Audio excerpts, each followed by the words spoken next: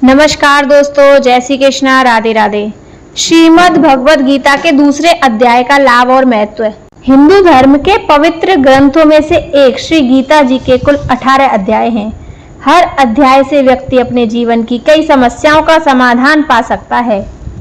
गीता से आप समझ सकते हैं गीता के दूसरे अध्याय का महत्व और लाभ। भगवद गीता के जरिए व्यक्ति अपने जीवन की कई समस्याओं का हल खोज सकता है।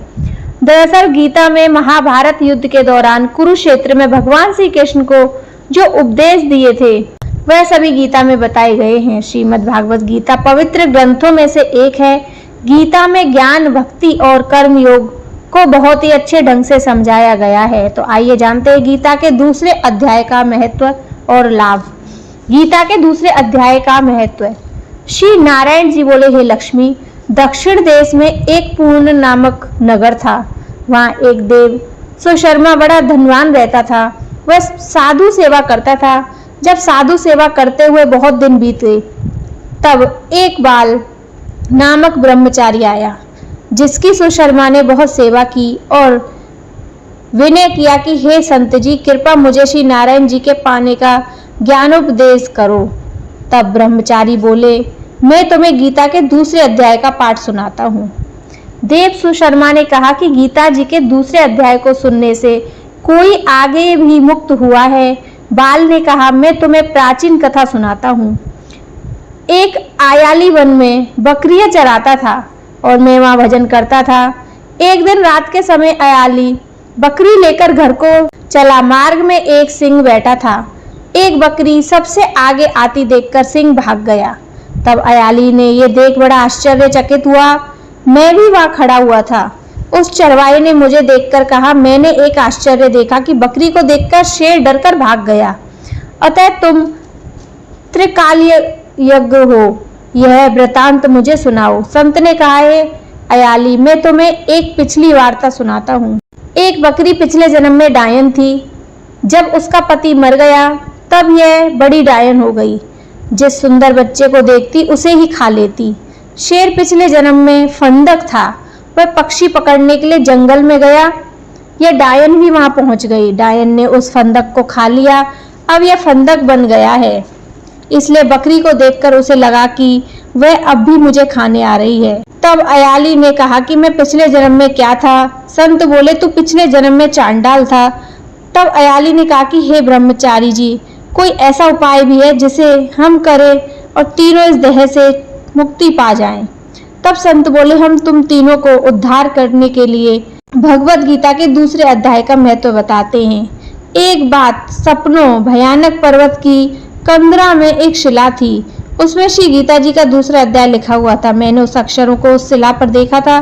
तब मैं तुम्हें मन, वचन और कर्म एकाग्र करके सुनाता हूँ, तुम श्रवण करें। संत ने जब गीता जी के अक्षर सुनाए तो उनको सुनते ही तुरंत आकाश से विमान आए और उन तीनों को विमानों पर बैठाकर वैकुंठ ले गए। इस अध्याय में अर्जुन अपनी सम्मुख उत्पन्न स्थिति का सामना करने में अपनी असमर्थता को पुनः प्रकट करता है और युद्ध करने के लिए अपनी कर्तव्य निष्ठा का पालन करने से मना कर देता है। उन्होंने श्री कृष्ण को अपने आध्यात्मिक गुरु के रूप में प्रस्तुत करने और वर्तमान स्थिति का सामना करने के लिए दिशा निर्देश प्रदान करने की प्रार्थना की है। प्रभु उसे आत्मा जो शरीर के नष्ट होने पर भी नहीं मरती, अमरत्व की शिक्षा प्राप्त दिव्य ज्ञान प्रदान करते हैं। आत्मा मृत्यु के बाद एक शरीर से दूसरे शरीर में प्रकार प्रवेश करता है, जिस प्रकार से मनुष्य पुराने वस्त्र त्याग कर नए वस्त्र धारण करता है। इसके अनूठे श्री कृष्ण सामाजिक दायित्वों के विषय की ओर बढ़ाते जा रहे हैं। हे अर्जुन को स्मरण दिलाते हैं कि धर्म के अनुसार योद्धा के रूप में युद्ध में उनका कर्तव्य है। वे स्पष्ट करते हैं कि किसी के द्वारा अपने नैतिक मत का पालन करना पुण्य का कार्य है, जो स्वर्ग जाने का द्वार खोलता है। उनके विमुख होने से केवल तिरस्कार और अपयश प्राप्त होता है। लौकिक स्तर पर अर्जुन को प्रेरित करने के लिए श्री कृष्ण गहनता के साथ कर्म योग के ज्ञान पर प्रकाश डाला गया है। वे अर्जुन को फल की भांति भक्ति के बिना निष्काम कर्म करने की प्रेरणा देते हैं। फल की इच्छा से अनुपयोगी कर्म करने के विज्ञान को बुद्धि योग या बुद्धि का योग नाम दिया गया है। बुद्धि का प्रयोग मन को कर्म फल की लालसा से रोकता है। इस भावना के साथ बताए गए कर्म बंधने वाले से मुक्त करने वाले में बदल दिए जाते हैं। अर्जुन मनुष्य के रहस्य को जानना चाहता है। श्री कृष्ण ने संकेत दिया कि किस प्रकार से स्थित प्रज्ञ मनुष्य को अपवित्रता, भय और क्रोध से मुक्त हो जाता है और सभी स्टॉकलैंड में उसकी वेशभूषा में हो जाता है और उनका मन सदा के लिए भगवान की भक्ति में तल्लीन हो जाता है। वे स्पष्ट करते हैं कि किस प्रकार से मानसिक संताप, काम वासना और लोभ विकसित होते हैं और किस प्रकार से इस तरह से विकसित किया जा सकता है। दक्षिण दिशा में वेदवेता ब्राह्मणों के पुरंदपुर नामक नगर में देव शर्मा नामक एक विद्वान ब्राह्मण रहता था। वह अतिथियों की सेवा करने वाला, स्वाध्यायशील, वेद शास्त्रों का विशेषज्ञ, यज्ञों का अनुष्ठान करने वाला और तपस्वियों के लिए सदा प्रिय था। उसने उत्तम द्रव्यों के द्वारा अग्नि में हवन करके दीर्घ काल तक देवताओं को तृप्त किया, किंतु उस धर्मात्मा ब्राह्मण को कभी सदा रहने वाली शांति नहीं मिली। वे परम कल्याणमय तत्व का ज्ञान प्राप्त करने की इच्छा से प्रतिदिन प्रचुर सामग्रियों के द्वारा सत्य संकल्प वाले तपस्वियों की सेवा करने लगा। एक दिन इस प्रकार शुभ आचरण करते हुए उसके समक्ष एक त्यागी संत प्रकट हुए। वे पूर्ण अनुभवी, शांत चित्त थे। निरंतर परमात्मा के चिंतन में संलग्न होकर वे सदा आनंद विभोर रहते थे। उस नित्य संतुष्ट तपस्वी संत को शुद्ध भाव से प्रणाम करके देव शर्मा ने पूछा, महात्मा, मुझे सदा रहने वाली शांति कैसे प्राप्त होगी? तब उन आत्मज्ञानी ब्राह्मण ने कहा, ब्राह्मण, सोपुर ग्राम का निवासी मित्रवान जो बकरियों का चरवाहा है वही तुम्हें उपदेश देगा। यह सुनकर देव शर्मा ने महात्मा के चरणों की वंदना की और सोपुर ग्राम के लिए चल दिया। समृद्धशाली सोपुर गांव में पहुंचकर उसने उत्तर भाग में एक विशाल वन देखा। उसी वन में नदी के किनारे एक शिला पर मित्रवान बैठा था। उसके नेत्र आनंद से निश्चल हो रहे थे। वह अपलक दृष्टि से देख रहा था। वह स्थान आपस का स्वाभाविक वैर छोड़कर एकत्रित हुए परस्पर विरोधी जंतुओं से घिरा था। जहाँ मंद मंद वायु चल रही थी, मृगों के झुंड शांत भाव से बैठे थे और मित्रवान दया से भरी हुई आनंद विभोर दृष्टि से पृथ्वी पर मानो अमृत छिड़क रहा था। इस रूप में उसे देखकर देव शर्मा का मन प्रसन्न हो गया और वे उत्सुक होकर बड़ी विनम्रता के साथ मित्रवान के पास गया। मित्रवान ने भी अपने मस्तक को झुकाकर देव शर्मा का सत्कार किया। विद्वान ब्राह्मण देव शर्मा अनंत चिंत में मित्रवान के समीप गया और जब उसने ध्यान का समय समाप्त हो गया तब देव शर्मा ने पूछा, महाभाग, मैं आत्मा का ज्ञान प्राप्त करना चाहता हूँ। मेरे इस मनोरथ की पूर्ति के लिए मुझे किसी उपाय का उपदेश दीजिए जिसके द्वारा परम सिद्धि की प्राप्ति हो सके। देव शर्मा की बात सुनकर एक क्षण तक कुछ विचार करने के बाद मित्रवान ने कहा, महानुभाव, एक समय की बात है, मैं वन में भीतर बकरियों की रक्षा कर रहा था। इतने में ही एक भयंकर बाघ पर मेरी दृष्टि पड़ी जो मानो सबको खा लेना चाहता हो। मैं मृत्यु से डरता था, इसलिए बाघ को आते देख बकरियों के झुंड को आगे करके वहां से भाग गया, किंतु एक बकरी तुरंत ही सारा भय छोड़कर नदी के किनारे उस बाघ के पास चली गई। फिर तो बाघ भी द्वेष छोड़कर चुपचाप भाग खड़ा हो गया। बाघ को इस अवस्था में देखकर बकरी बोली, बाघ, तुम्हें तो उत्तम भोजन प्राप्त हुआ है, मेरे शरीर से मांस निकालकर प्रेम पूर्वक खाओ ना। तुम इतनी देर से खड़े क्यों हो?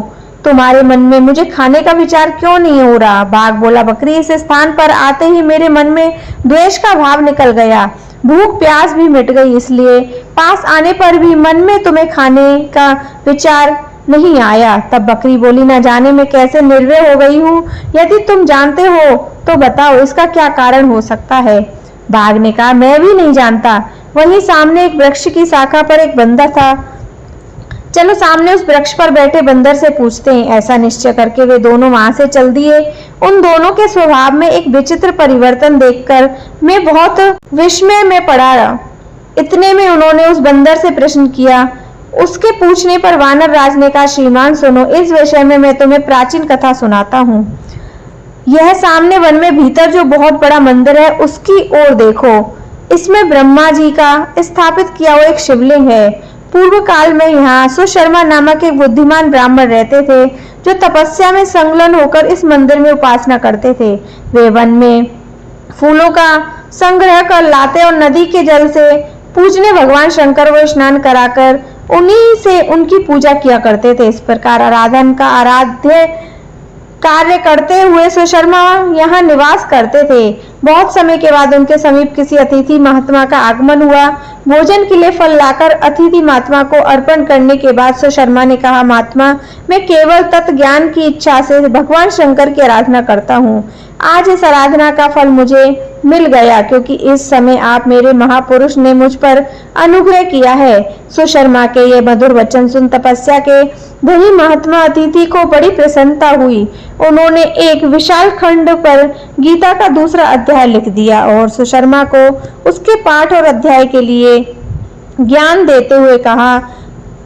महात्मा ने कहा, ब्राह्मण, इससे तुम्हारा आत्मज्ञान संबंधी मनोरथ अपने आप सफल हो जाएगा। यह कहकर वे बुद्धिमान तपस्वी महात्मा सुशर्मा के सामने ही उसके देखते देखते अंतर्ध्यान हो गए। सुशर्मा विस्मित होकर उनके आदेश के अनुसार निरंतर गीता के द्वितीय अध्याय का अभ्यास करने लगे। तरंतर दीर्घ काल के पश्चात अंतःकरण शुद्ध होकर उन्हें आत्मज्ञान की प्राप्ति हुई। फिर वे जहां जहां गए वहां का तपोवन शांत हो गया। उनमें सर्दी, गर्मी और राग, द्वेष आदि की बाधाएं दूर हो गई। इतना ही नहीं, उन स्थानों में भूख प्यास का कष्ट भी जाता रहा तथा भय का सर्वथा अभाव हो गया। यह सब द्वितीय अध्याय का जप करने का फल है और सुकर्मा ब्राह्मण की तपस्या का ही प्रभाव है। मित्रवान कहता है कि वानर राज के इस प्रकार बताने पर वे प्रसन्नता पूर्वक बकरी और बाघ के साथ उस मंदिर की ओर गया। वहां जाकर शिलाखंड पर लिखे हुए गीता के द्वितीय अध्याय को मैंने देखा और पढ़ा।